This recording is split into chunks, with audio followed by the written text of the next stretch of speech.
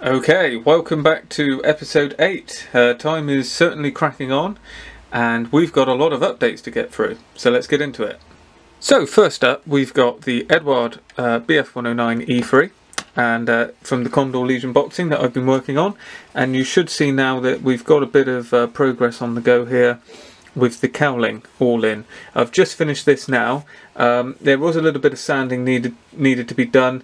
It's sort of irrelevant for the kit, I suppose. There is problems around this area on the kit, but the issues I've had stem from short shots and very thin moulding at the far corners, which makes an already difficult process a little bit harder, but I've got through it. Unfortunately, this kit is more on the short run scale for me due to its poor quality, so we'll skim over a lot of the problems I had. And just to say, the cowling is now on. It makes it look like quite the aircraft, makes it so much more chunkier. And we're ready to go. So I think another hour, literally just an hour, I've got all the parts cleaned up. I do a few little bits of sanding here on the airframe, and then the ailerons, the flaps, the slats, everything can go on. Well, I'm going to be leaving the slats off, but they can go on. Horizontal stabilizers, rudders all cleaned up. Do a few small finishing touches around the bottom and we'll be ready to go. There has been a lot of work on the chin here, but this is a well-known area for this kit, so it didn't really join there. I had the problems getting the actual intake inserts in as well and setting that up, but we got there in the end. And then to finish off the edges, which were quite poor, I've just glued plasticard on the ends, then trimmed and fixed it in with sprue glue, and then trimmed them down and sanded it flush. I've also put a little piece of plasticard inside there to replicate the oil cooler, I think it is. It's the silver thing that goes on, silver horseshoe that goes on the front of the engine. I've had to sand the front back as well, so the rear plate of the propeller sits on it, and then sand in the profile a little bit around there so it doesn't look too much on the front. But overall, it's been okay. We're there. I've got a short shot back here as well, but when the canopy goes on, as long as you put the rear section straight, we can pack that in with filler and sand it back, and again we'll be well along the way. So a little disappointing from Edward, I'm afraid, because this kit from my boxing is not been up to the standards that I would expect from Edward, regardless of how old the kit is. The kit itself is okay, not without its problems.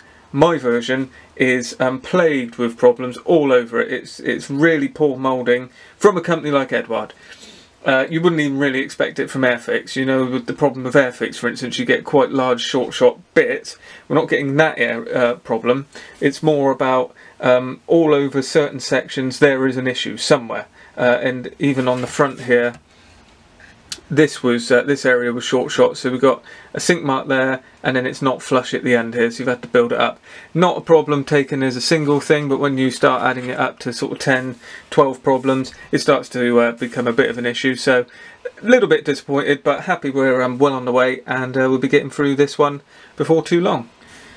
So now this is MPM models, which comes out of the Special Hobby brand, I suppose, but they are a separate company. This is a DC2, so that's it's, for want of a better word, it's a Douglas Dakota, but without a round fuselage. This has got more of an oval shape, whereas the DC3, which went on to be the Dakota, had the same wings, same engines, everything was the same, but the fuselage was actually circular, and it gives it that iconic shape. So these were used throughout the 30s as airliners. Some made it into different war zones, so they were over, I think they might have been over in China, but I'm not certain. But they certainly served with like the Australian Air Force. There was a couple over in Spain, there were some in Finland, among a few other areas, so I'm getting on dodgy ground there. I won't list any more places, but they did get about, and they were obviously American aircraft.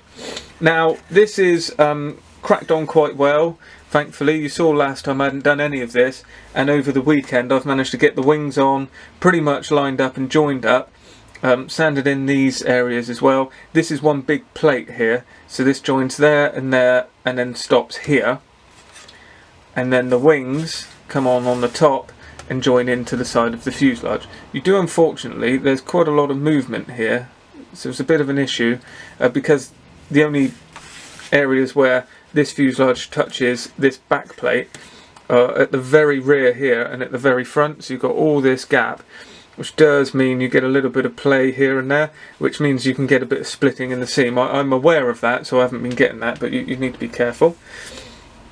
This is a difficult kit, but it's a short run kit. We went into it knowing it, so it's not a problem. The horizontal stabilizer with the fixed rudder is actually separate, so that has to be glued on, doesn't fit, so that's been melted in and moulded in with sprue glue there. Horizontal stabilizers, well, you know, they went in as best as they could. They're in there. They didn't really fit, but again, sprue glue to the rescue to mould all that in. So the tail plane's now done. We had, with the wing join, quite a nice join here, although it was a step. There wasn't much I could do about it. I'm trying to concentrate on getting the nacelles sorted, because they're going to be the issue. I can work on a wing join, no problem. This side, there was a very large gap, so I've put in 2 strips of quite thick plasticard there to wedge that out. I am slightly worried I've got the dihedral off because of that.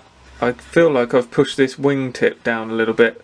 I'm not certain. I've been holding it up. I can never really tell with this until the undercarriage is on. I don't know if you can see. In fact, looking at that, I mean, that's close enough, I think. You might see that between like this point and there, and this point and there, it's not quite right. But overall, I don't think anyone's really going to be noticing it. And if I've got to go to that level, I don't think it's an issue to actually see what's wrong. Wonderful kit. Probably the most interesting kit in the mix here at the minute.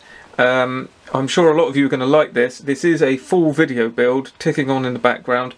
No, well, there is a deadline, but there's no deadline for the video or anything. But there is a deadline for the build, so I guess that does tighten up the video deadline. This is entered into my group build, which ends on the 31st of October. There may be a short extension to that, but I mean, ideally, there's no point really getting this far and not taking it to Telford. So this one's going to be on the table. Still got, from the time of recording, 3 weeks, I think, so it's plenty of time. Hardest work's done. So all we need to do now is work in the canopy section, and then just finish up the seams. So I'm trying to get all of these builds now up to this level, and I'm filming this on the Monday, you're seeing this on the Tuesday, so I'm hoping for the rest of this week I can get all of these airframes into a sensible position, so that when the weekend comes I've got a bit of time off, and I can actually get these painted up, primed, check any problems, and then get on into the next stages. So there we go, this one's coming on. Not a large parts count, to be honest. There's a whole bag of resin in there which is used for the finished version, which is in there, and there's another version as well which I think comes with it, but the Spanish version that I'm doing, it's straight out the box, so that's useful. So it's made it quite easy, and it really, that shape is really sort of getting me. It's a very iconic 30s looking plane, so I'm very, very happy to have that one in the collection, and even more pleased to be at this stage with it. Then we're on to the ICM Polycarpov I16 Type 10. This has been a nice build. Interesting to note, the amount of hours that have gone into this is ridiculously low. I should make the point. I usually say things like that and then people think it's because it's a long time. This is probably hour-wise. If it was consolidated, it's, I don't know, not even possibly 8 hours to get to this point. I mean, in a day, I had all, well, in an evening, I had all the parts out, test fitted, clipped together, and the cockpit painted up, and it was just amazing how well everything fitted. I have gone a little bit deeper on those fits, just where I think it could have been a little bit better. It's probably my fault, to be honest, rushing it a little bit. So I've gone in and sorted out a few seams, but I must admit I've built a few Polycarpovs in my time, and they all seem to go together very quickly, so it might be a simple plane to construct. Everything's worked really nicely, lots of breaks over that, so I haven't done it in one sitting, but we've got here relatively easily. It's an extremely nice kit that ICM are putting out, and I'm really glad to see the Type 10. And if anyone's listening from ICM, can we please have a Type 5/6? I'm sure it could be the same boxing, and the 2-seater. Just hope everyone's listening. The only issue I found with this, and I can't understand how it's happened, other than perhaps this part here could have gone forward. I made this is a separate section that slots in here on this groove like that. Now I've made, before putting the cowling on, I've made a conscious decision to push that back to get the join here nice.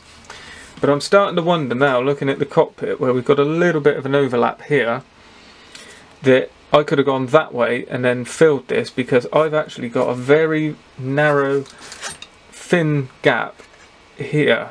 So these are machine gun covers, these two bits. This is part of the cowling. This can't go back any further because it's got to be in line here. And just that, I mean, I can't even get a knife blade into it. There is a gap along here, which is a bit of a pain, just on those machine gun mounts. I wonder if this was going to be as much of an issue. They could have just made that a little bit longer, so they slotted underneath. This is all going to be black, and I think up to here is going to be black, so I'm not sure you're going to see it. But it is annoying me, but I can't do anything with it. I need to plough on with the build, so that's what I'm going to be doing. But needless to say, this is the most ahead kit that I've got going at the minute. I've got this sanded back, but I'm certain that once that's painted up, it's not going to need any more work. Same around the lower cowling here. So this one's literally ready to go into primer, and all the separate parts are actually here. Got the prop and everything ready to go. So this one's nice. I'm going to try and get this one into paint this week before the rest of them, and get it on out the way, because it's going to be a nice paint scheme. We've got red horizontal stabilizers and a red fin, but we've got the green cutting through all of here, and then we've got the Republican rudder, nice large red wingtips, and then we've got black going back here, up over, and sort of cutting down in a curved way as well. So as well as that lovely Russian blue on the underside. So it's going to be a very colourful aircraft. It's going to be a nice one to have in the collection. And last but not least, I'm sure most of you have probably seen the update on this boomerang. I always say buffalo, it's a boomerang. So I won't go very in depth into this at all, because there's a video for that, but just to let you know that this one's got to this stage. If you haven't picked that up, we've got horizontal stabilisers on, and we are through the worst of it, which is the nice thing. So another couple hours on this one, and again I think we'd be in a very good position. So it's not too bad, all said and done. I guess it is a short run kit, it is difficult, does need to be battered together, but it's okay where we are. Like I said, this is being done for a commission by, and the customer's happy with the progress at the minute. So happy that I've got a Wirraway coming my way.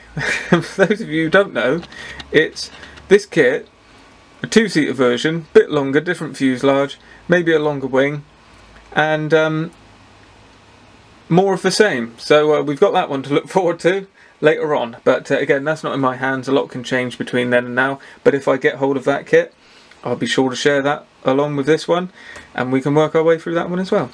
And for those of you who've been following the channel for a while, you'll be well aware that I've got a unfinished build series based on the P40F variant from Trumpeter in 1/32 scale, and you'll be happy to know that we are now well on the way for this one, and we're looking pretty good. So what I've done here is, in the time that it's been sat on the shelf, I did get a seam line come back in the centre here.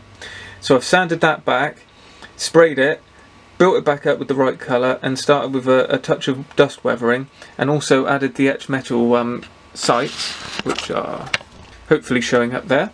And we've got a kind of, I don't know what the name is, it's certainly not what I call it, because a target is what you hit, but that's like the cross sight, and then that's the one that measures it up. I do think after measuring it and trying to do my best to get everything as right as I can, I think that's going to be probably more back here, but I'm not going to move it. I'm not going into that again. I'm going to live with it. With all that said, I think these markings now are for a long tail version of the F, so I've made my peace with it. We're gonna get to the end of it. So all it needs done here, we really just need an hour on this one. That's all I think it is. When I'm in the mood for weathering, shock horror, weathering is my least favourite part of modelling, but I don't mind. You know, it's a necessary part of the aircraft. If you don't weather, it doesn't look right, so it needs to be done. So I'm going to crack out the enamel washes, get this one done this week, and this full complete fourth part of this video, complete with reveal pictures and all the rest of it, is going to be up with you on Sunday. I've got a model show on Saturday, which is my local show. I'll be going with my local club, not with the SIG. That's Yeovil Model Show, so if anyone's in the area, keep an eye out. I'll be around the show, so you know, feel free to say hello. and I'm going to have this one on the table, and that's South Somerset IPMS. So if you're in the area, do check it out and have a look. So that's a nice deadline for that, and I'm now past any of the issues, so I know I can get on and do this one. I just want to do a bit of exhaust staining. That's the last touch with the airbrush. Considering having, well, it'll actually sit there, so I'm going to leave the canopy. I need to touch up a little bit in the cockpit. There's some etched metal seat belts in there that have chipped a little bit, and they're showing silver. Gold, sorry, the brass colour, so I need to clear that up. But yeah, overall, I'm relatively pleased with it. It's been a long build, like to get it done, and I'm sure all of you are happy to know that the final part of that will be up with you on Sunday. Now, I thought, just as a final segment to this week's vlog, this week's show, it's not going to be massively long, and I'm sorry about that. I've just had, we haven't moved ahead too much, and I really wanted to do a tutorial or a review or something, but I just haven't got round to it. So unfortunately, we'll have to put up with that this week, but yeah, I'll certainly have some stuff for you next week. And I'm sure a lot of you are well aware that I've got a lot on at the minute, and it's fine, we're working through it, but this sort of level of pressure is always with me for Telford, which I don't mind. I spend the whole year building up to it, but after Telford it really does sort of tends to crash. You know, I don't want to I don't lose my mojo as such, but I don't want to I generally don't want to usually open a kit related to the Spanish Civil War. Also don't really want to be doing a short run kit straight out the box, straight after all of the ones that I've been doing. So I actually looking to get back into a bit of armour, and I bought this one a while ago. This is destined for a group build. I'm not going to commit to that just yet unless there's an absolute disaster, because there is a deadline on that, but I am hoping to enter this for a group build on Facebook for a friend. And this is a lovely kit. So if you don't know this one, this is, I'm sure a lot of you do if you're into armour, but if you're not, this is a state-of-the-art kit released by Tamiya. I think it was 2015, so a few years ago now, but it's very much on their sort of top line of kits. It's really, really easy to build, nice, goes together, and it's the Easy 8 Sherman. So this is the one used in Fury, made famous by the film. So in here, I'm going to be building this one with the addition of an etch set. So I do like to add that for some armour, just to give it a bit of refinement. Although I was a little disappointed, because the main feature of this this kit that you'd want to fix is the light guards here. So these are meant to be sort of quite, in this scale, they'd be very, very thin etched metal size, for instance. Metal guards to go around the fragile lights. And the kit parts, due to the difficulty of moulding process, are quite heavy. And on this etch set, which I would have thought would be the first thing you'd do, there are no light guards. So that's a bit of a pain. I'm not sure how we're going to get around it. I'll probably just sand down the kit parts, I imagine. I've also got a machine gun barrel in there as well, which is from ABBA. So it's a metal turned machine gun barrel, 50 cal for the top of the turret. So it is a nice kit, like I said. We've got, it's one of the unusual scenarios where you can actually get away with vinyl tracks, because of the way the Sherman, and especially the Easy 8 goes. It's a tensioned track, so that means that there is no sag, not like the German vehicles where it's all sort of wavy over the idlers. So providing it's relatively accurate, which I think it is, you just tighten this one up and put it around the running gear, and it actually pulls in quite nicely. So that's a nice thing to have. And with these more modern vinyl tracks, they take paint and everything just like the rest of the plastic does.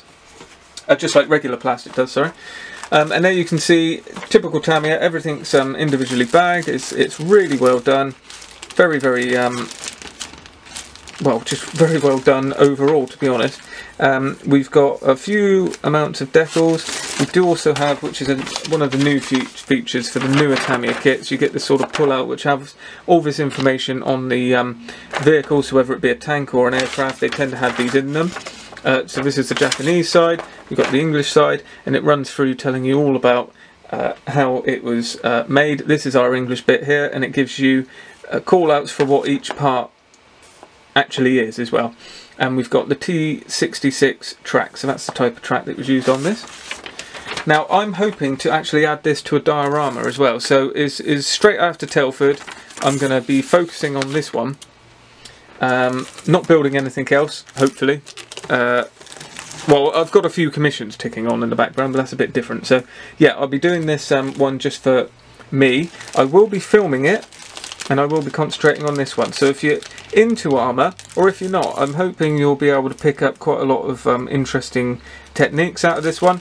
This is what I was looking for. Sorry, this is a bit rambly, but what I was actually looking for is the light guards. So if we have a look at those, you can see the sort of thing I mean.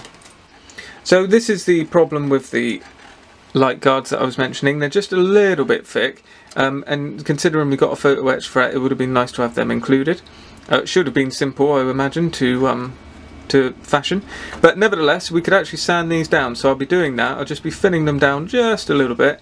This one's probably the most difficult one, but I think the option here would actually be cut that cross out, sand it down and smooth it out on the inside, and then replace that cross with maybe a thin piece of plasticard or something like that. Should be simple enough. Done a lot more difficult things with a lot harder kits in the past, so I'm sure this won't be too much of a problem. And I'm really looking forward to getting back to the armour. For those of you who don't know, you wouldn't know by looking at the channel, I still consider myself an armour builder more than an aircraft builder. I tend to not totally know what I'm doing when I'm in and around aircraft, but when I'm back with armour, I feel a lot more comfortable. So as I say, be looking forward to this one, and I'm hoping to get a Berlin diorama set, so one of the mini art buildings, and actually use that, because that usually comes with some cobblestone and an upright building. It'll give a bit of height to it. Just do that as a little scene, plonk the tank next to it and have it as it's going through a German town on the approach to Berlin, I guess, towards the end of the war. So there we go. You can see how it's all coming together. It's a nice snap fit. Very clever engineering here from Tamiya. You build up the lower chassis and then the hole goes in, snaps down, and we can kind of guarantee that's going to be a very nice fit. I was looking at a metal turned gun barrel, but they've actually started moulding them in one piece, so all we've got to do is get rid of the seam line. That shouldn't be too much of a problem. So again, that saves. It's a clever way of getting around it. And then we're into the marking scheme. So we've got April 1945, 5th Armoured Division, Germany, April, which is just a olive drab version with the white stars.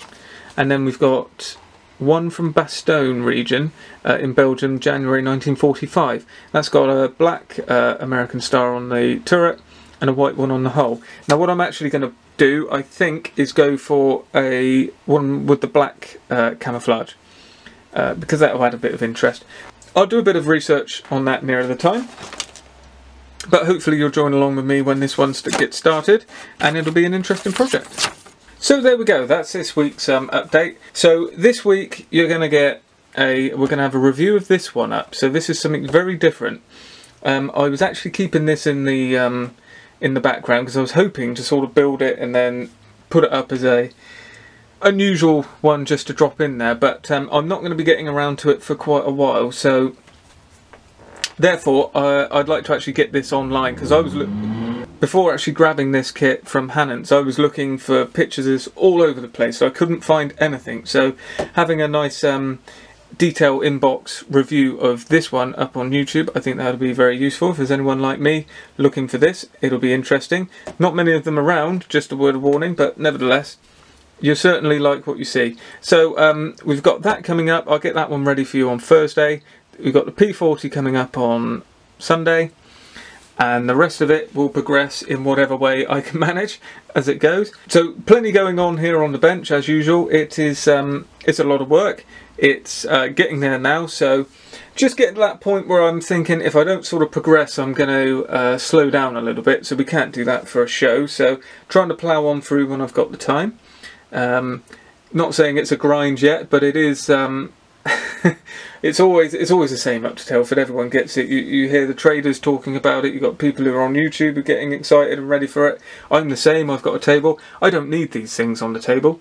I like to have them there. So this is the kind of catch-22 when you're in this sort of thing. It is a hobby, but at the same time you think, well, you know, you'd like to see them on the table. I'd even possibly look to enter something into the competition. I keep teasing myself I'm going to do it each year and never get around to it, hoping to make sure I get that done this year.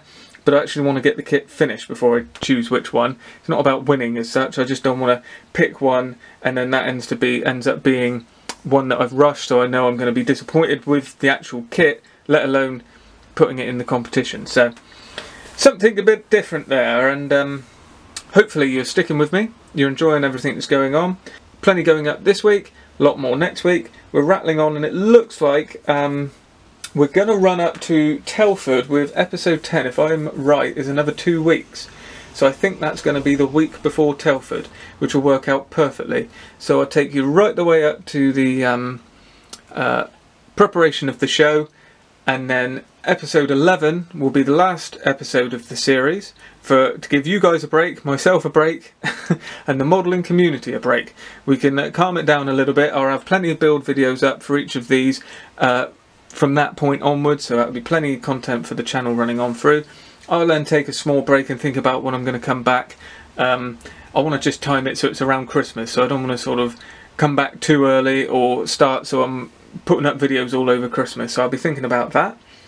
But episode 11, I've already thought I'll do quite a bit of filming at the show. Not sure if I actually do vlogging or anything, but I'll certainly go around the show, take pictures, film a few bits here and there that I think are interesting. Hopefully there'll be some stuff going on around the table and we can do something about that, and then I'll probably sit in front camera, we'll have a good rundown as we usually do of what happened at Telford, and that'll be a nice end to the series. So that brings this show to an end.